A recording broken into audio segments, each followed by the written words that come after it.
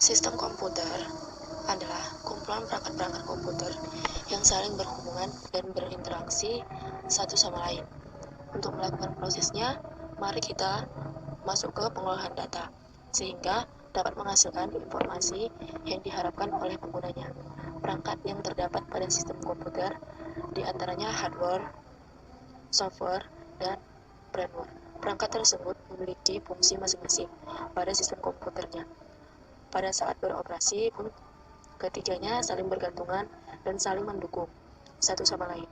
Seperti hardware tidak dapat berinteraksi dengan firmware tanpa software, dan juga sebaliknya. Siklus pengolahan data. Siklus pengolahan data adalah masukkan input dan proses output.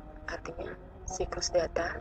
Jadi, blok input merupakan pintu masuk dari sistem komputer yang berfungsi seluruh aktivitas memasukkan dari pengguna secara langsung maupun tidak langsung. Dapat berupa peralatan atau mesin. Dua sistem ini ialah keyboard. Ketika Anda ketikkan A, itu masukkan input di proses. Memasukkan di dokumen Word atau menampilkannya, maka akan muncul A. Misalnya, panggil ketika berkeinginan kita harus belajar sistem komputer. Ketikkan kata yang kita buat itu proses di mana CPU memproses. Pada tiap-tiap tahap selanjutnya, masukkan A di proses dan diterima di input, baru dihasilkan output. Aktivitas proses pengolahan ini dan diberikan penggunanya sesuai dengan ketentuan yang telah ditetapkan sebelumnya, sehingga bisa membuat dan memberikan sesuai dengan yang kita inginkan oleh si pengguna.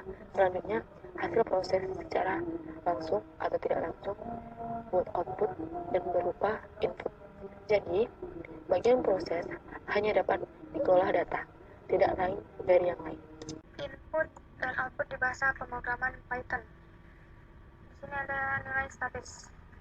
Nilai statis yaitu setiap variabel yang kita buat memiliki nilai sesuai dengan yang kita inginkan, tapi tidak seperti yang user inginkan. Contohnya di sini, misalnya variabel A sama dengan 10, variabel B sama dengan 5. Hasil sama dengan variabel A ditambah variabel B. Print hasil. Maka yang akan tampil adalah 15. Di sini disebut sebagai nilai statis karena nilai pada script ini tidak bisa kita ubah-ubah. Dia bersifat statis. Selanjutnya di sini ada nilai sesuai inputan. Nilai sesuai inputan yaitu setiap variabel yang memanfaatkan fungsi input sehingga pengolahan data dapat dimasukkan melalui keyboard atau inputan lain dan dapat berubah-ubah tergantung data yang dimasukkan.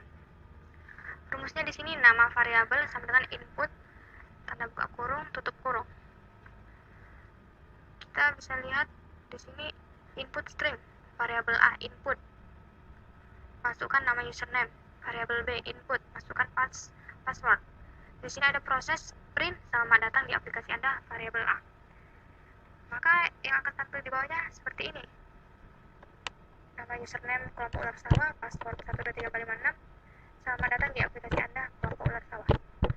Oke, langsung saja kita buat contohnya. Oke, kita runningkan dulu. Kita masukkan nama username kelompok ular sawah. Enter. Password 123456. Kita enterkan, maka akan tampil selamat datang di aplikasi Anda, kelompok ular sawah. Seperti itulah contoh nilai sesuai inputan. Selanjutnya, input dari keyboard. Kita lihat contohnya di sini.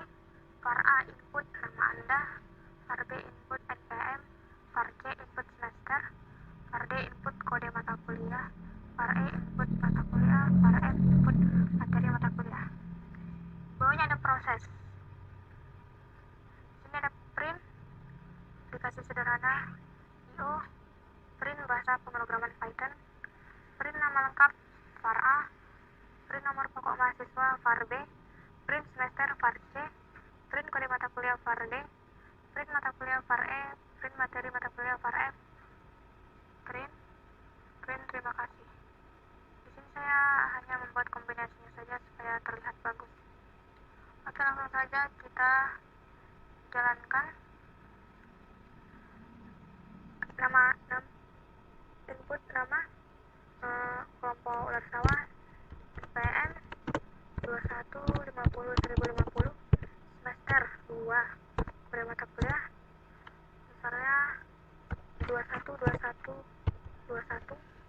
mata kuliah algoritma dan struktur data, materi mata kuliah input dan output di bahasa pemrograman Python. Oke, langsung saja kita enterkan, maka yang akan tampil adalah seperti ini.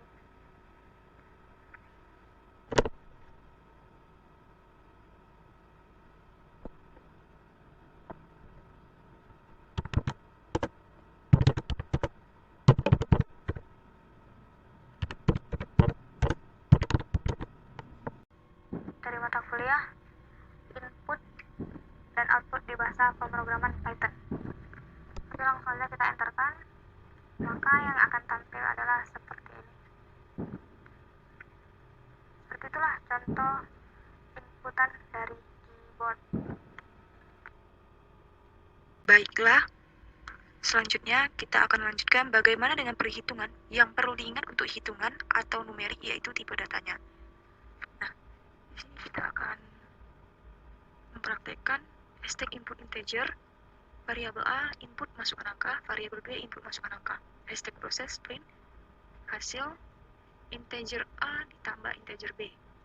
Nah, kita akan runningkan, masukkan angka 4, enter, masukkan angka 8, enter, hasilnya sama dengan 12.